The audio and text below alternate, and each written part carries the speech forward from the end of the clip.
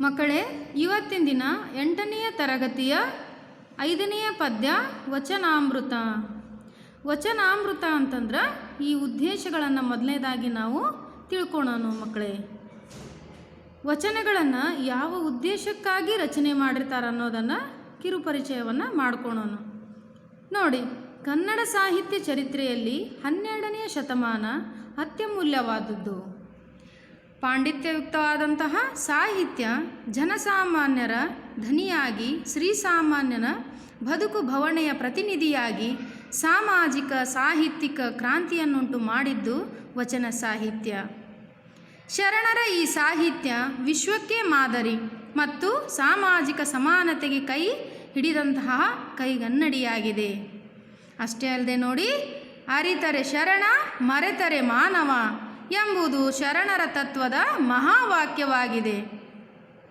ಶ್ರೀಸಾಮಾನ್ಯರು ಮಹಾಜ್ಞಾನವನ್ನರಿತಾಗ ನಿತ್ಯ ಮುಕ್ತನಾಗುತ್ತಾನೆ ಎಂಬ ಶರಣರ ಮಾತುಗಳು, ವಚನ ಸುಳ್ನುಡಿಗಳು ಸಾಮಾನ್ಯರನ್ನು ದೈವತ್ವಕ್ಕೆ ಏರಿಸುತ್ತವೆ.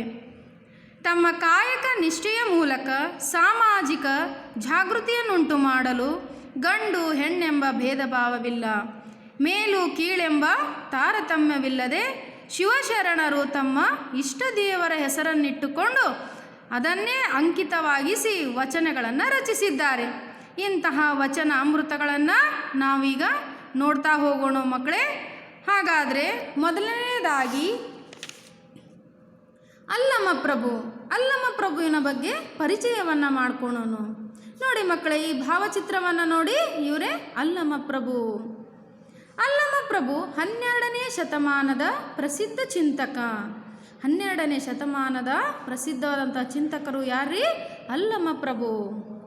ತತ್ವಜ್ಞಾನಿ, ಶಿವಶರಣ ಮತ್ತು ವಚನಕಾರ. ಈತನು ಜನಿಸಿದ್ದು ಶಿವಮೊಗ್ಗ ಜಿಲ್ಲೆಯ ಶಿಕಾರಿಪುರ ತಾಲೂಕಿನ ಬಳ್ಳಿಗಾವಿಯಲ್ಲಿ. ಯಾವ ಊರು ಮಕ್ಕಳೇ? ಶಿವಮೊಗ್ಗ ಜಿಲ್ಲೆಯ ಶಿಕಾರಿಪುರ ತಾಲೂಕಿನ ಬಳ್ಳಿಗಾವಿಯಲ್ಲಿ. ಈತನ ತಂದೆಯ ಹೆಸರು ನಿರಹಂಕಾರ ಮತ್ತು ತಾಯಿ ಸುಜ್ಞಾನಿ. ಈತ ಕಲ್ಯಾಣದಲ್ಲಿ ಬಸವಣ್ಣ ಸ್ಥಾಪಿಸಿದಂತಹ ಶೂನ್ಯ ಪೀಠದ ಅಧ್ಯಕ್ಷನಾಗಿ ಅನೇಕರಿಗೆ ಮಾರ್ಗದರ್ಶನ ನೀಡಿದವನು. ಅವನು ಒಬ್ಬ ಅನುಭಾವಿ. ಸತ್ಯಶೋಧನೆಯೇ ಅವನ ಜೀವನದ ಪರಮ ಗುರಿಯಾಗಿತ್ತು. ಅವನ ವಚನಗಳು ಬೆರಗು ಮತ್ತು ಬೆಡಗಿನಿಂದ ಕೂಡಿವೆ. ಗುಹೇಶ್ವರ ಎಂಬುದು ಈತನ ವಚನಗಳ ಅಂಕಿತ. ಅರ್ಥ ಆಯ್ತಲ್ರಿ ಮಕ್ಕಳೇ?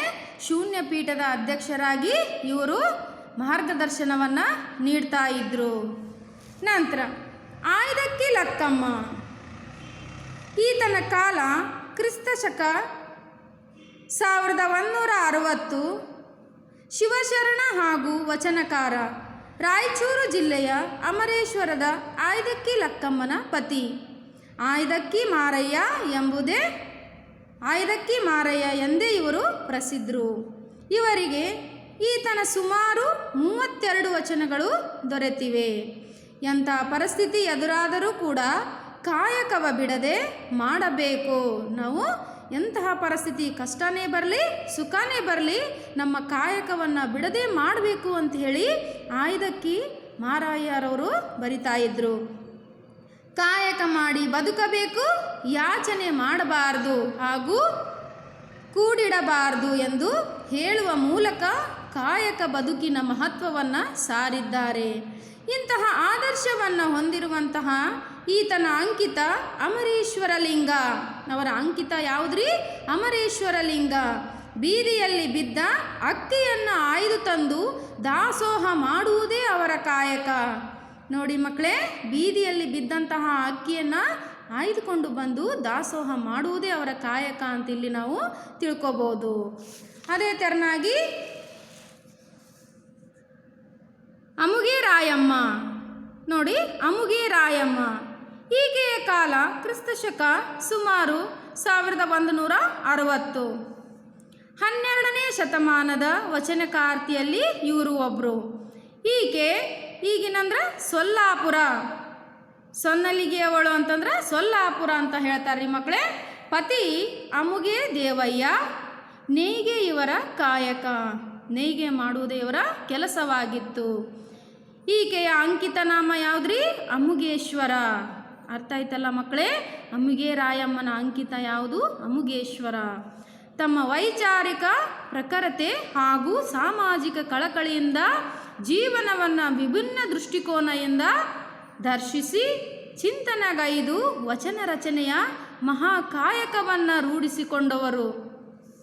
ಗಂಡು ಹೆಣ್ಣೆಂಬ ಸಾಂಪ್ರದಾಯಿಕ ವರ್ಗೀಕರಣದ ಔಕಟ್ಟಿನಿಂದ ಹೊರಬಂದು ಸಮಾನತೆಯ ತತ್ವದ ಆಧಾರದಿಂದ ತನ್ನ ಧೋರಣೆಯ ಛಾಪನ್ನು ವಚನಗಳಲ್ಲಿ ಮೂಡಿಸಿದ್ದಾಳೆ. ಅವರೇ ಯಾರಿ?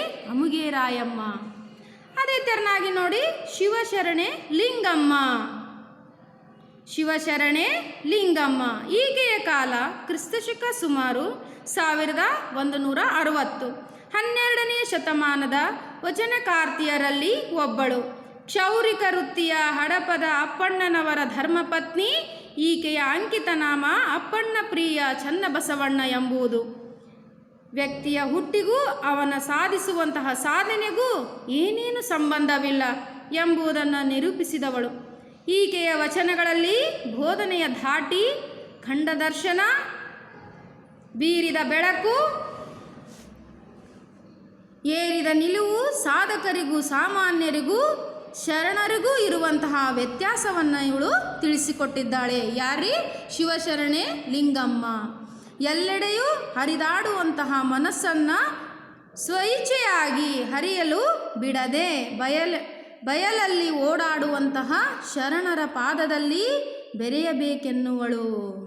ಅರ್ಥ ಆಯ್ತಲ್ಲ ಮಕ್ಕಳೇ? ಇಷ್ಟೆಲ್ಲ ವಚನಕಾರರ ಪರಿಚಯವನ್ನು ಮಾಡಿಕೊಟ್ಟಿದ್ದೀನಿ. ಮುಂದಿನ ಅವಧಿಯಲ್ಲಿ ವಚನಾಮೃತ ಪದ್ಯದ ವಿವರಣೆಯನ್ನು ಹೇಳ್ತಾ ಹೋಗ್ತೀನಿ ಮಕ್ಕಳೇ. ಧನ್ಯವಾದಗಳು.